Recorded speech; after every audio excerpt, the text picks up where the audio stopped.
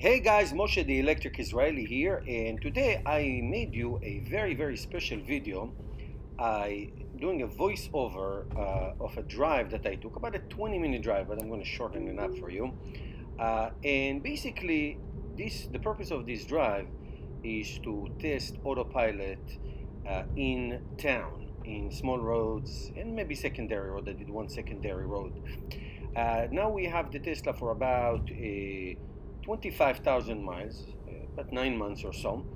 And I can tell you that the Tesla autopilot has exponentially gotten better, especially on the highway. I would say the highway is, I would say 85%, 90% great, especially keeping in lane, passing, blind spots, getting off and on ramps got much better than it used to be at the beginning. And it still does not recognize road work.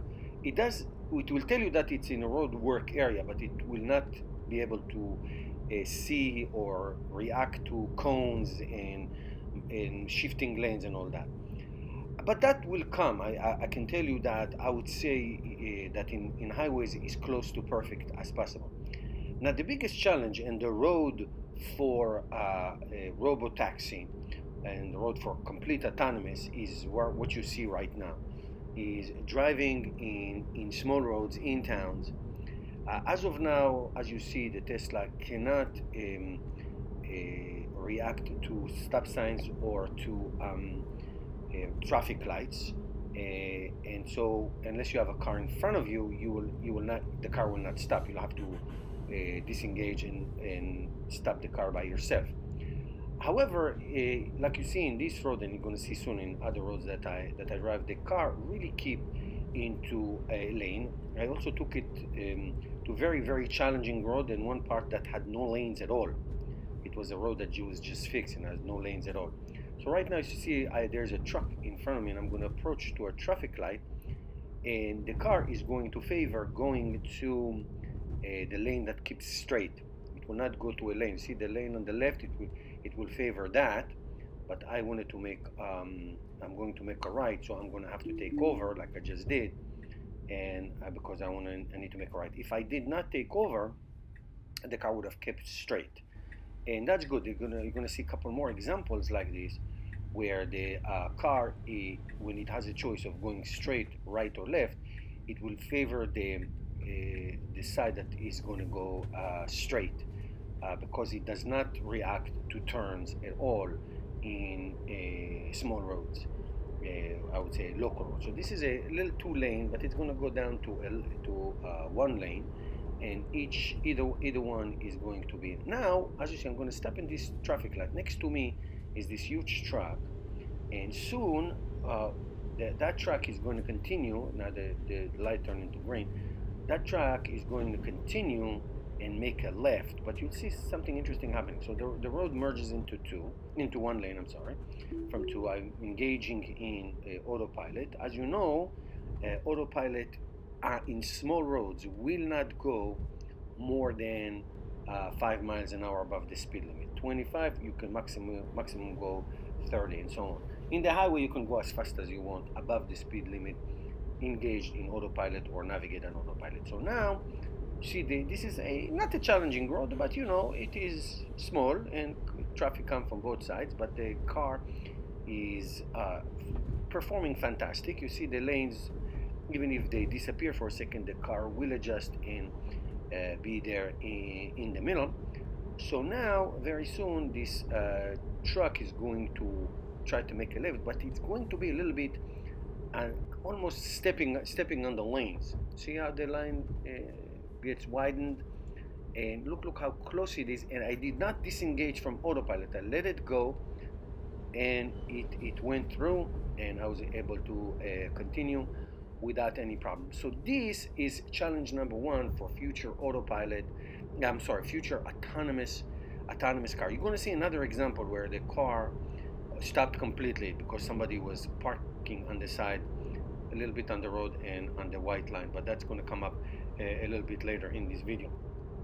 So I try to let go with the wheel, trying to simulate autonomous as much as possible. Now, obviously, you're supposed to have your hands on the wheel, but just for this experiment, I let the car do most of it by itself. You have time to scratch your back. But this is a 45 miles an hour road. I drove 50 on it, and the car is performing fantastic. Look at the lane widens, and the car comes back and center itself in the middle. So this road, I would say 6, 7, 8 months ago, I drove on this road every day. Would have been a tremendous challenge. Right now it would have been going out of whack. You saw that little intersection to the right. It will go completely out of whack and ask you to take over and all that stuff.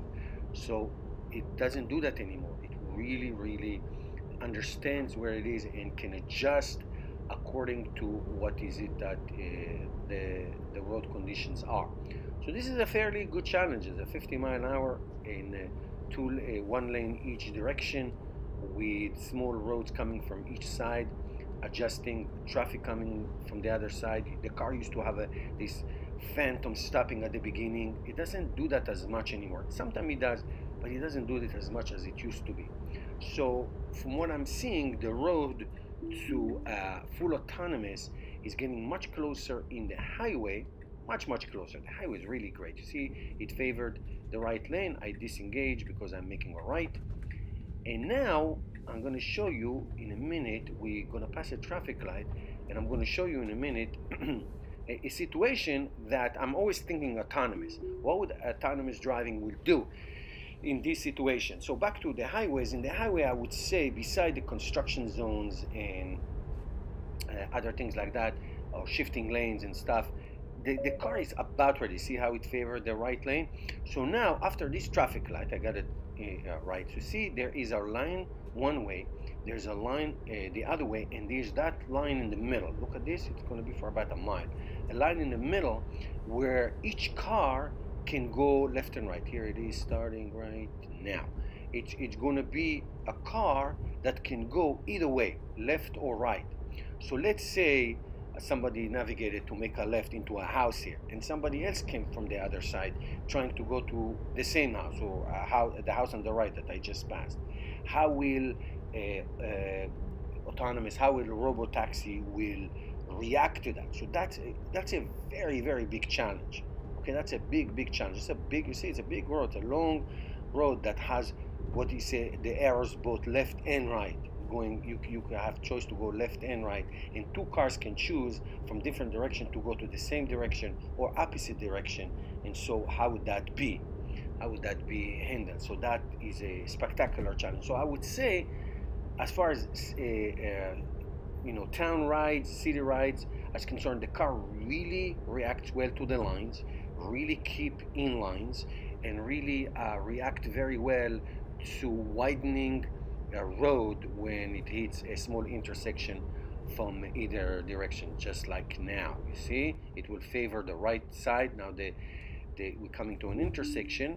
The car would have continued straight. See, I disengage because I'm going to make a right, and I'm going to go into, I don't want to call it a highway, this is a secondary road. It has two lanes from each side with a divider, but there are traffic lights. I'm going to hit one soon. So I just, it's a 50 mile an hour road. I move to 55, and then I'm just going to show you moving from lane to lane automatically, which the car can do flawlessly. I mean, as soon as I get into a highway, immediately I engage in autopilot. Why? Because it's significantly better and safer than I do. You don't have to worry about what I just did now. There is no way the car is going to hit somebody moving from lane to lane. You, the driver, has exponentially more chances to do that, God forbid, than the car will. So I used to not trust the car doing this. I completely trust it. It's extraordinarily performance. The blind spot sensors will absolutely see if somebody will speed and the car started to move lanes left or right, it will really like push the car over right back to the lane. If you do it yourself, let's say you're not engaged in autopilot and you will do it yourself, absolutely the car will not let you do it. You will not be able to do it. The car will, so you see on the right, this is a right lane, so it becomes like 2.5 lanes, the right lane to make right, the car chose to stay in the center. So, and the best way for the car to stop and go is to be behind the car. Like I said, this is a traffic light, so the car would not stop if it was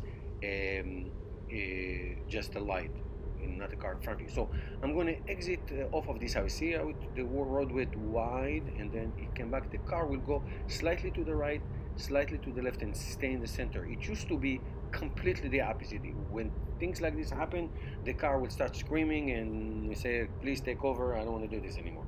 So now it's totally this and again, the more data that we send to Tesla, the more the software is improved. And so driving on autopilot highways and small roads is really a good idea. Okay, so soon I'm going to make this right next to a Dunkin' Donuts, but of course I didn't stop. So I'm going to make this right, and then I'm going to go to a very challenging road. And like I told you, this road has also a part that is just newly paved, and the car was doing a little bit of shimming, a little shaking, but it did keep. And you're going to see it in a few minutes when I'm going to get that. So this is a very small road. It has a lot of curves, like I said, and it's going to get more challenging when I make a left soon into really a tight. There's also a lake and a park, and it's going to pass a lot of people that are in the lake. And again, that will be the next big challenge of how will the software, the automation will recognize this. And then there's going to be a car that is going to be stopped on the side, and the car will completely not react. It will just stop and wait for me to do something. I tried to put the blinker, it will not go. See, the road went wide and small, car no problem whatsoever. And now I am going to disengage and put the blinker and go into a really steep hill. I did that hill in the snow once with no problem. So I'll wait for the traffic in front, and I'm going to now I think right after this guy I'm going to press it, and right away, as soon as I get some traction, this is a steep hill, I'm going to get into the autopilot, and I'm going to put the navigation, the double click on autopilot, not just the cruise control, and go in this road. This is a really challenging road, but there's going to be more. So like I said, 6 months ago, this was difficult to do. Now it is completely and totally manageable. You can absolutely do that. I'm going to get into a stop sign in a minute and make a left, and then a quick right for the last part of the ride. See, I let my hands go. The car is doing fantastic, absolutely no problem. Last week when we were in New Hampshire at the White Mountain National Park in New Hampshire, there was the biggest challenge of a curve that the car did. Not a problem. You can see it on my video to New Hampshire. There's two of them, actually to Quebec and then to New Hampshire. Okay, so we made a left, and I'm not going to engage in autopilot now because I'm going to make a quick right, and then that's going to be the last part, and I'm going to show you two challenges that the software is going to have to overcome, because those are real issues that always come up. And I'm going to make a right here, and I'm going to engage in cruise control and get to the right speed and put the autopilot on. And very soon, you see that the white line on the side, very soon you're going to see a car. You see, no problem, you can take it. This is a very crappy road. New Jersey roads suck, by the way. Don't move here. Anyway, so there's going to be a car literally parked on the side. Now, if you're driving by yourself, you just, put a blinker or not and just go around it. And if you don't, you're going to be honked from anybody behind you. But what's going to happen, the car, you're going to see it in a minute, the car is just going to stop. See, I'm sorry for saying, here's the car in front, it stopped. Okay, so I was thinking that maybe because the car came, I tried, no, it won't let me.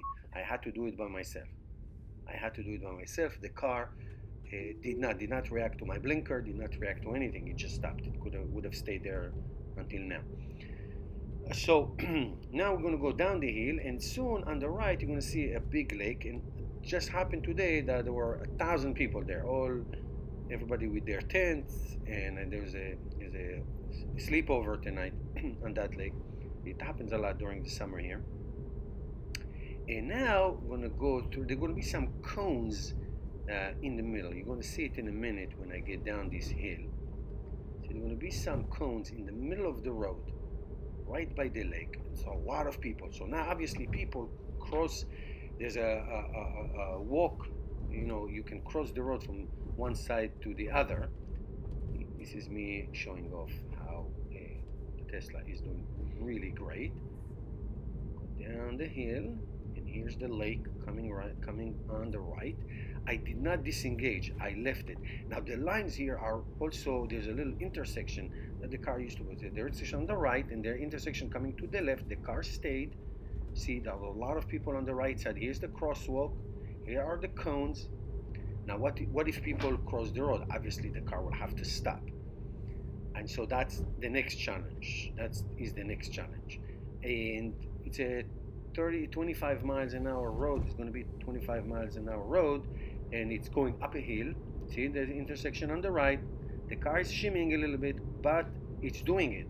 The point is, it was not able to do it months ago. It is absolutely able to do it now. So the whole future of Tesla's future is not dependent on RoboTaxi, but it will make it exponentially more profitable and really changing the world once that is able to do. Elon Musk talked about it, that it's going to be really hard to get to 99.999% safety on the RoboTaxi. Really a lot of hard work. And he definitely mentioned the challenging intersection with the traffic lights. He mentioned that as probably the biggest challenge of the future, autonomous. Construction zones are extraordinarily difficult. Construction zones are really, really difficult. Toll roads, you have to go to a toll booth. And soon you're going to see how Tesla overcame, and this was not part of what they used to do, how Tesla overcame a road without lines. Here it is, a road without lines. I am holding the wheel because I just wanted to be sure, but I did not disengage. It's going to go through this patch, a new road in a very dark, woody area. At night here it's pitch black, but look, it's going to take this turn. It's going to do it. Look at the wheel. You see, I let go with my hands, and now it's going to go back 2 lanes. It was a patch of about a few hundred yards that was redone lately. So I'm going to get into a traffic light and then make a right, and that will be almost the end. Now after this right turn, when I make this right turn, I'm going to disengage from autopilot completely, and then there's going to be a patch. Hopefully you can catch it because it happened for a second. Let's say you drive. You just drive regularly, no cruise control, no nothing, engage. If you veer to the left or to the right, there will be a sound. The wheel will shake a little bit, and the big beep, and the car will correct itself into the middle. So it's coming up soon. So I'm completely and totally disengaged, and I don't know if we'll be able to see it, but soon it's going to be on the left. It's the blue line. The blue light is going to come onto the left. I'm veering. I didn't do it intentionally. I just, sometimes you drift to the left. Here it is. Yes, here it is. And then the car came right back into the center. Okay, guys, that's it. Oh, here it is. It just happened. Okay, that's it, guys. Thank you. See what happens. Lots of improvements happening. See you tomorrow, guys.